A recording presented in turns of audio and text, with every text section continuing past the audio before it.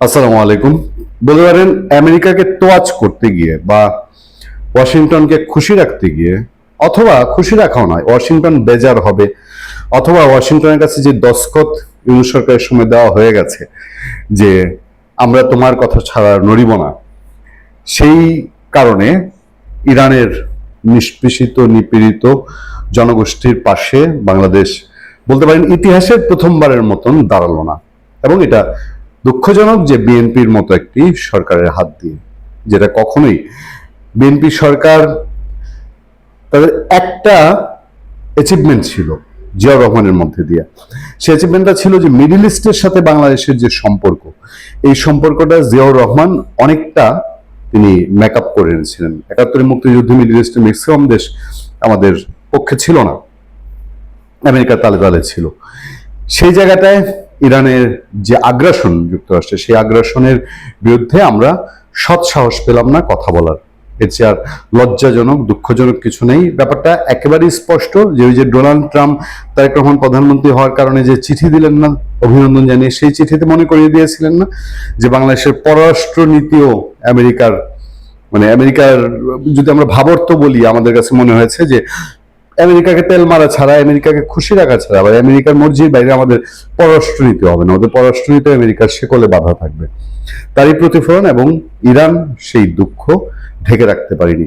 ইরানের পক্ষ থেকে সেই দুঃখ প্রকাশ করা হয়েছে। এর আগেও ইরানের বাংলাদেশে নিযুক্ত যিনি অ্যাম্বাসেডর, কূটনীতিক, ইরানের দূত, তিনি এর আগেও বলেছেন যে বাংলাদেশ মানে সমর্থন করতে না পারুক, হেল্প করতে না পারুক, কিন্তু সে অন্তত নিন্দা জানাবে, এটা ইরান প্রত্যাশা করে। এখন আবার বলছে অস্পষ্ট বিবৃতি নয়, আগ্রাসনের নিন্দা করুক বাংলাদেশ। বন্ধু হিসাবে ইরানের প্রতি এইটুক ইরান চাইতেই পারে, এবং বাংলাদেশের মানুষের ইমোশন তাই।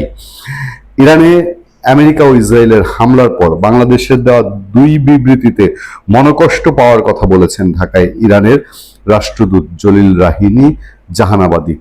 বুধবার ঢাকার দূতাবাসে এক সংবাদ সম্মেলনে তিনি বলেন, এই ধরনের অস্পষ্ট বিবৃতি না দিয়ে ঢাকার কাছ থেকে আমাদের বিরুদ্ধে নিন্দা আশা করে তেহরান।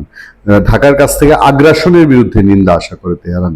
সংবাদ সম্মেলনে রাষ্ট্রদূত বলেন, এ পর্যন্ত বাংলাদেশ সরকার যে বিবৃতিগুলো দিয়েছে এ ব্যাপারে আমাদের কিছু কষ্টের জায়গা আছে।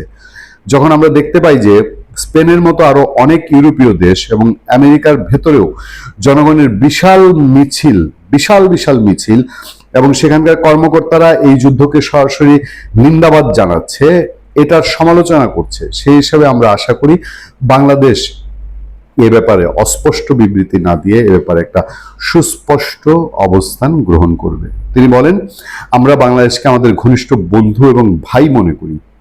দেখেন, কলিজায় আঘাত লাগার মতন বিষয়। আমরা চাই আমাদের সম্পর্কটা আরো সুন্দর ও মসৃণ হোক, এবং একে অপরের সাহায্য আমরা দু দেশের সম্পর্কে যেন এগিয়ে নিতে পারি।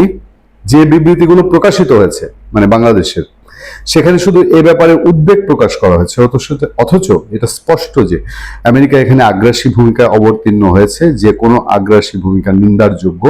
কাজে সুস্পষ্টভাবে এটা নিন্দা করাটাই আমাদের প্রত্যাশা।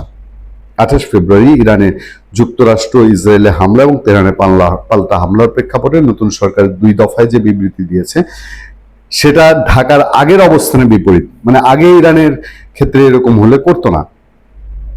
ইরান যুক্তরাষ্ট্রের চোখ রাঙানি উপেক্ষা করে শেখ হাসিনা ইরানের সাথে সম্পর্ক রেখেছে।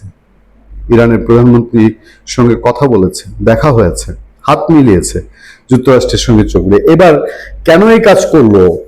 ইরানের পাশে থাকলে, অন্যায়ের বিরুদ্ধে কথা বললে বাংলাদেশের লাভ বিনে কি ক্ষতি কিছু হতো? ভালো থাকবেন, সুস্থ থাকবেন। আপনার সাথে আমি আতিক রহমান, পূর্ণিয়া।